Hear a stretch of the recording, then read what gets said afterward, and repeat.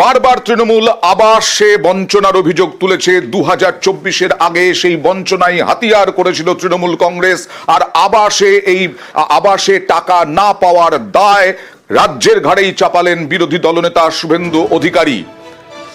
দুর্নীতির জন্যই টাকা আটকে বলে দাবি বিরোধী দলনেতার, কারণ নিজেরাই টাকা দিচ্ছে রাজ্য সরকার, আবাস প্রকল্পে দিতে শুরুও করেছে, সার্ভে শুরু হয়েছে। কথা বলবো প্রতিনিধি আবিরের সঙ্গে।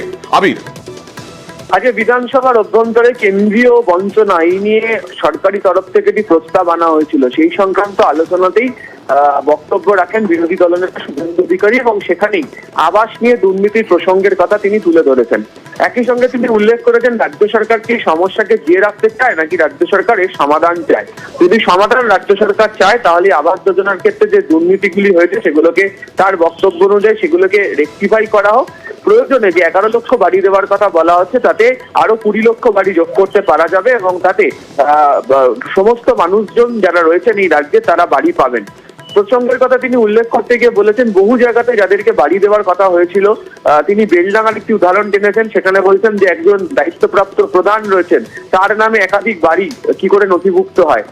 এরকম ভাবেই হচ্ছে যাদের বাড়ি পাওয়ার যোগ্য নন তারা বাড়ি পেয়ে গিয়েছেন, যারা বাড়ি পাওয়ার যোগ্য তারা বঞ্চিত থেকে গিয়েছেন।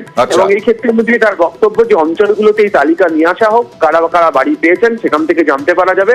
আর দ্বিতীয়ত গোটা বিষয়টিকে নিয়ে যে সার্ভে চলছে সেই বিষয়টিকে নিয়ে আরো কড়াভাবে দেখা হোক, তাহলে এই সমস্যার সমাধান হয়ে যাবে। ফলে এদিনকে ফের আবাসে টাকা না পাওয়ার বিষয়টি ঘিরে তিনি দুর্নীতির অভিযোগ তুলে তিনি সরব হয়েছেন। পঞ্চায়েত মন্ত্রী প্রদীপ মজুমদার কি বলছেন দেখুন। আমরা তো চাই সমাধান, এবং সমাধান যুক্তিপূর্ণভাবে। দয়ার ভিক্ষা করতে যায়নি যে অন্যায় হয়েছে মাফ করে দাও। আমাদের কাছে তথ্য আছে, যা প্রমাণ আছে, যেমন আজকে আমি এইখানে বিধানসভায় মাননীয় সদস্যদের সামনে আমি পেশ করলাম। ঠিক এইভাবেই ভারত সরকারকে সবকিছু তথ্য দেওয়া হয়েছে। এখানে সমস্যাটা কোথায়? 21-এর স্বপ্নভঙ্গ, পেটে লাথি মারো পশ্চিমবঙ্গের দরিদ্র মানুষকে।